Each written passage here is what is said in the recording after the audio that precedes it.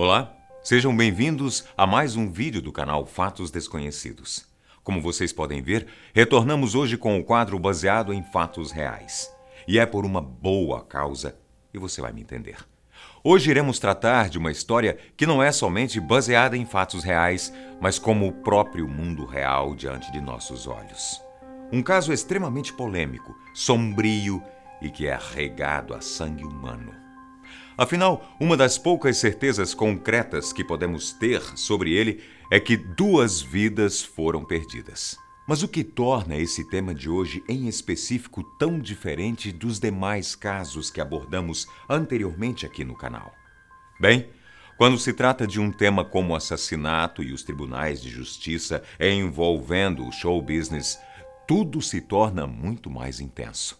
Até porque os holofotes da mídia ditam o ritmo da repercussão de um caso e os elementos que envolvem um crime podem acabar gerando uma extrema comoção social. O tema deve ser conhecido por vários de vocês. Para aqueles que estão sempre ligados nos seriados, eu tenho certeza que vão saber exatamente do que eu estou falando. O episódio aconteceu nos Estados Unidos, em meados dos anos 90, mais especificamente em 1994. E acredite, mexeu com o país inteiro e foi considerado o julgamento do século, sendo o mais longo da história, que até então pertencia ao caso de Charles Manson, que é tão famoso que em breve poderemos retratá-lo por aqui, se vocês quiserem. Estamos falando do julgamento de O.J. Simpson, um jogador de futebol americano acusado de assassinar sua ex-mulher e um ficante dela em um crime brutal que até hoje divide opiniões. Vamos contar para você hoje a história completa deste caso. Está preparado? Eu sou Antônio Bocco e você é bem-vindo aqui no Fatos Desconhecidos.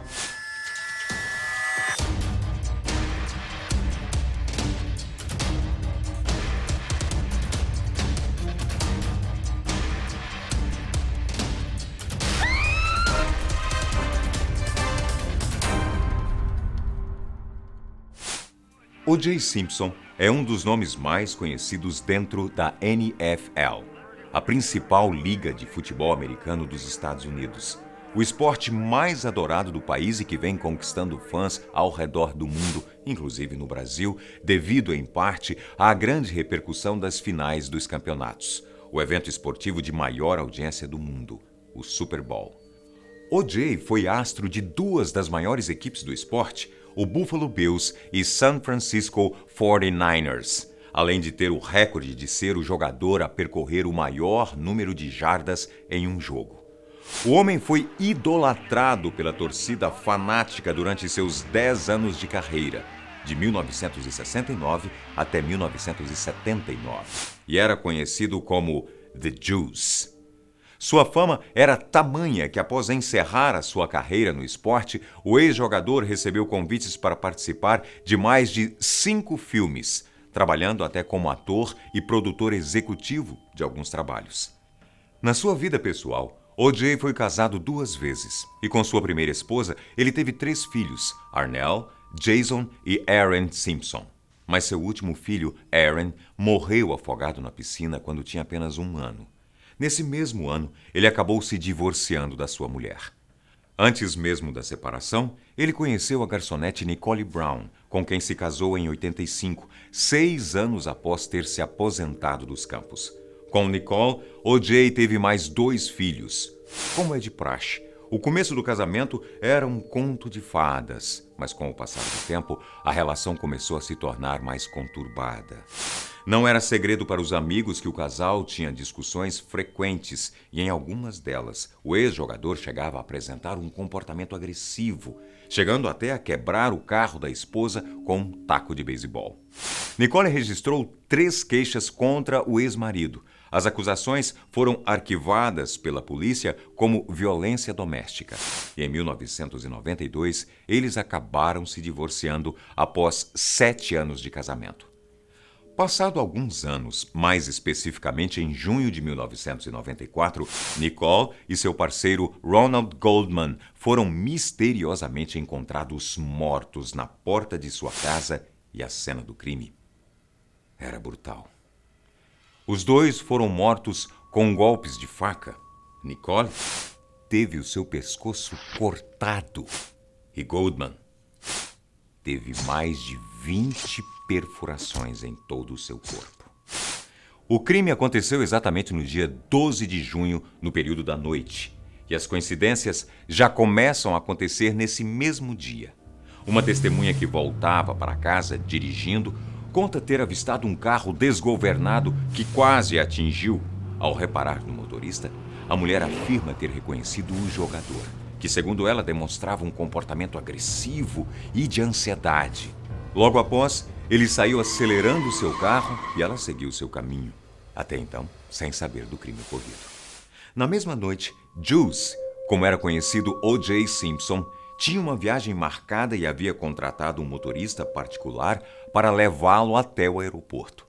O rapaz, que até então também não tinha conhecimento de nada, conta que chegou mais cedo até a mansão de O.J. e estacionou seu carro em uma das entradas principais. O motorista então foi até o portão e tocou o interfone da casa para avisar que já havia chegado, mas reparou que as luzes estavam apagadas e também ninguém havia atendido ao chamado. O mesmo então voltou para o seu carro e ficou ali aguardando algum sinal de pessoas na casa. Foi então que ele avistou um homem passando pelo jardim e as luzes internas da casa então se acenderam. Preocupado com o horário do voo, ele foi mais uma vez ao interfone e dessa vez o jogador atendeu e disse que já estava saindo de casa. O detalhe que o deixou curioso foi o fato de O.J. ter dito a ele que se atrasou porque havia dormido demais e perdeu a hora. Como seria isso possível se outra testemunha afirmava ter visto O.J. dirigindo pouco tempo antes? O motorista afirma também ter reparado que o carro do jogador, um Ford Bronco, surgiu na esquina da frente da casa, sendo que mais cedo o carro não estava estacionado ali, de acordo com o que ele havia percebido. Até então, tanto a mulher do trânsito quanto o motorista não suspeitaram de nada e nem poderiam, pois só saberiam depois sobre o assassinato. O.J. seguiu viagem até o aeroporto e pegou o seu voo normalmente, como se nada tivesse acontecido. Foram somente 5 dias depois do crime que a ordem de prisão contra ele foi emitida oficialmente. As provas iniciais da investigação se baseavam no material recolhido na cena do crime, que supostamente continha o sangue do jogador, além de uma luva associada a ele. Até então, motivo suficiente para considerá-lo o principal suspeito, além, é claro, da conturbada relação vivida entre o casal no passado. Jules foi notificado da ordem através do seu advogado Robert Shapiro. Aparentemente tranquilo, Simpson concordou em se apresentar para a polícia antes de passar por um exame médico proposto por seu advogado. Não se sabe se foi uma armação para ganhar tempo, mas quando os policiais chegaram até a casa do jogador, ele junto com um amigo próximo haviam fugido em seu carro, um Ford Bronco, e foi então que iniciou uma perseguição policial alucinante. Essa perseguição durou umas 2 horas e aproximadamente 100 quilômetros foram percorridos. O.J. carregava uma arma de fogo e ameaçava cometer suicídio. Seu amigo pedia para que a polícia não se aproximasse do carro, com medo do pior acontecer. A perseguição foi transmitida ao vivo na TV, dividindo a audiência com a abertura da Copa do Mundo, sediada no país naquela edição, e as finais da NBA. Essa atitude foi vista por todos como uma declaração de culpa. Afinal, uma pessoa inocente não teria motivos para fugir, muito menos para ameaçar cometer suicídio. Mas esse é só o começo de um dos mais contraditórios e conturbados julgamentos da história dos Estados Unidos. Orenthal James Simpson se apresentou no tribunal perante a todos. Ele veio acompanhado de seus advogados, o Dream Team, o time dos sonhos, como ficaram conhecidos, liderado por Johnny Cochran, famoso por ser um ativista que lutava pelas causas da população afro-americana e que já havia chegado a defender celebridades como Michael Jackson, Tupac e Snoop Dogg. Do lado da acusação estava a promotora principal, Marcia Clark, e Christopher Darren, que tinham uma longa batalha pela frente que ninguém poderia imaginar. O juiz responsável pelo caso era Lance Ito, e o júri era composto por 12 pessoas, sendo a maioria delas negros e mulheres. Ainda sobre a conjuntura social que envolve o caso, de acordo com uma estimativa da época, em torno de 70% das pessoas brancas entrevistadas acreditavam na culpabilidade de O.J. Simpson. Já entre as pessoas negras, outros impressionantes 70% achavam que Jules era inocente. Esses números totalmente contrastantes servem para termos uma ideia da atmosfera que envolvia esse bárbaro crime recheado de elementos misteriosos e intrigantes. Nada além do que se espera de um caso com tamanho envolvimento popular. Voltando ao caso, como de praxe, ao ser confrontado inicialmente pelo juiz, O.J. se declarou, em suas palavras, absolutamente, positivamente, 100% não culpado. E eis então uma batalha entre a acusação e defesa, que iria se prolongar por 1 ano, se tornando então o julgamento mais longo do estado da Califórnia, batendo o julgamento do assassino Charles Manson. A promotoria reuniu e apresentou inúmeras provas ao júri, além de criar uma linha do tempo dos fatos ocorridos na noite do crime. Utilizou também as ocorrências passadas de violência doméstica para mostrar o perfil violento de O.J. A prova mais conclusiva que a promotora Marcia apresentou no tribunal foi a do sangue do acusado na cena do crime, mostrando que o DNA era 100% de Simpson. A palavra sangue foi pronunciada mais de 15.000 vezes durante o julgamento. Já os advogados de defesa focaram em outro segmento, a questão racial. A polícia de Los Angeles, na época, recebeu grande pressão da comunidade afro pelo excesso de violência usada nas abordagens em pessoas negras. O tema, inclusive, até hoje, desperta um grande clamor popular lá na terra do tio Sam. Além disso, o detetive Mark Fuhrman, responsável por conduzir as investigações na cena do crime, foi acusado de conduta racista e de plantar a luva no local do crime. Um dos detalhes que fez desse o julgamento mais famoso da história é a participação direta do próprio show business em um caso tão frio como esse. Um dos advogados de O.J. foi Rob Kardashian. Sim, o pai de Kim Kardashian.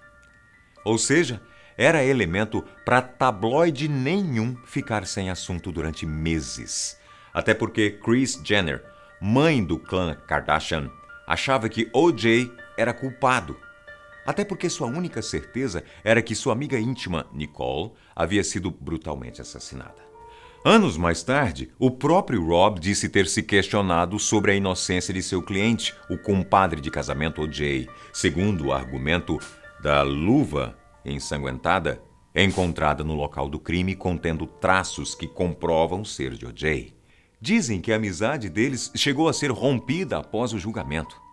Imaginem só a polêmica. Falando em mídia, imprensa e show business, o caso ficou tão famoso que atualmente foi retratado em uma série que recentemente foi adicionada ao catálogo da Netflix.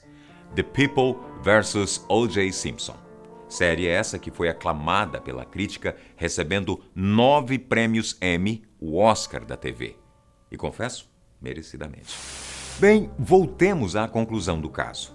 No dia 3 de outubro de 1995, o caso chegou ao fim e O.J. acabou inocentado das acusações e, de acordo com as estimativas, cerca de 20 milhões de pessoas acompanharam o julgamento de Jules na TV. Uma marca realmente impressionante. O.J., em 2007, voltou a enfrentar problemas com a justiça. Foi preso ao ser acusado de assaltar um hotel, mas logo foi solto ao pagar a bagatela de $125 mil de fiança. Mas após o ocorrido, em 2008, Jules acabou sendo considerado culpado e condenado a 33 anos de prisão sob as acusações de crime à mão armada e tentativa de assalto, e até mesmo de sequestro.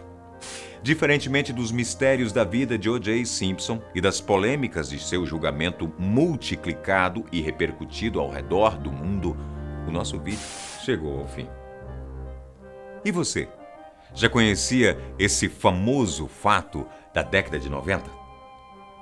Sabe de alguma outra curiosidade ou um fato intrigante envolvendo esse evento judicial que acabou se tornando uma festa para os holofotes? Não deixe de contribuir com a gente. Nós gostaríamos muito de saber a sua opinião. O que você acha? O.J. Simpson era inocente ou culpado? Espero você para mais um vídeo sempre aqui no canal Fatos Desconhecidos. Até lá!